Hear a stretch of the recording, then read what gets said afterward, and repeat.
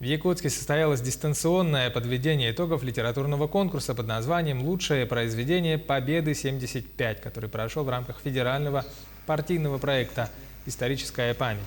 В дистанционном мероприятии приняли участие писатели не только из Якутии, но и из 27 федеральных округов и даже других стран мира. Они представили свои лучшие произведения о защитниках Отечества в годы Великой Отечественной войны. Всего поступило 117 произведений, лучшие из них, отобранные по 4 номинациям, стали лауреатами и дипломантами.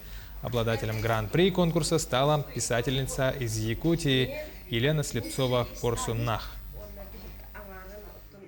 Получилось так, что мы этому очень рады. Увидели, сколько у нас талантливых молодых писателей, столько у нас писателей, которые дошли до самого, есть вот произведения, романы. Это все писатели говорят, не у всех получается, да?